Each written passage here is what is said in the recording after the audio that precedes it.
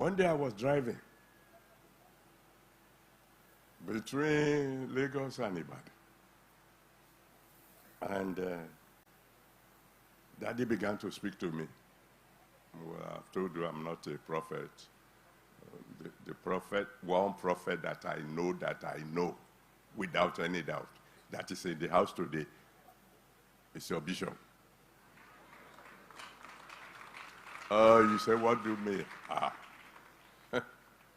In 1979, at Abuse Dumari Grammar School in Ijebu. He was my little boy. But the little boy came to me at 2 p.m. in the afternoon, shaking a little bit, and gave me some written document. It contains 28 prophecies. Of course, he just wrote everything together. It's me as a mathematician, I took this something, and I began to write it down. Prophecy number 1, number 2, and 28 of them. Talking about unbelievable things, about the future of my ministry. Of the 28, 27 had come to pass.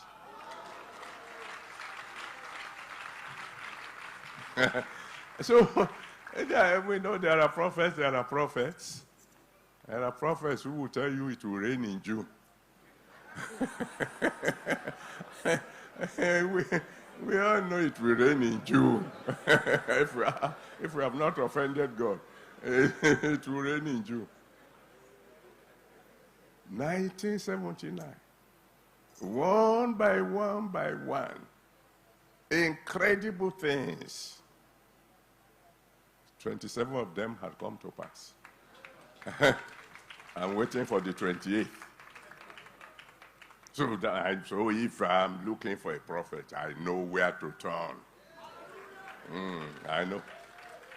But I'm not a prophet, but occasionally I too do hear from God. That's the point I'm trying to make. So I was driving, and suddenly God began to speak to me and said, "Son, do you remember one convention you had? And a woman from Ijebu came to the church. And all of a sudden, she ran out of the church and began to call on the fellow who brought her and said, Mama Lagbaja, I want to go home. Bring my bag." And the friend said, "Why do you want to go?" "I want to go." "And okay, if you want to go, come and take your bag yourself." He said, "No, I can't come." He said, "Why?" He said, "There's fire there." And then God said, "Do you remember a situation when you were preaching in Ilorin, and there was a woman who ran out of the church? The ushers followed her, and they said, well, what's the problem?" He said, she had been demon-possessed. She'd been looking for a way to be free, and then she came to the church, and while the pastor was preaching, her dress caught fire. I said, "I remember." And God said to me, "Son, when was the last time you saw that kind of manifestation, raw manifestation of the power of God?" I said, "Lord, you know we are big now, and there are all manners of testimonies, big ones, dead people rising, etc. He said, "Son, you are not answering my question. When was the last time you saw fire? Naked fire."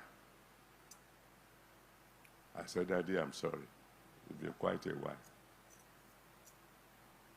I said, "Do you want your fire back?"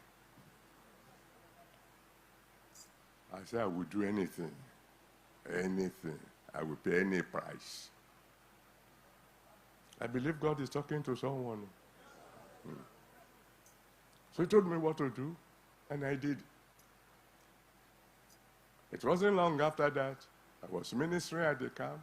I have made the altar call, and people were rushing forward, when all of a sudden, there was fire at the very top of my head, on the roof.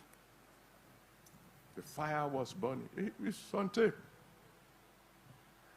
And people expected me to move out of the way so that firefighters can do something. But I just stood calm. I allowed the people who were coming forward to come. Funny enough, those people, they didn't run. They saw the fire, but they came, and we finished all the procedure. You give your life to Jesus. I handed them over to the counselors before I moved out of the way. And then the firefighters very quickly got a ladder, climbed up to put up the fire. When they got there, there was no fire.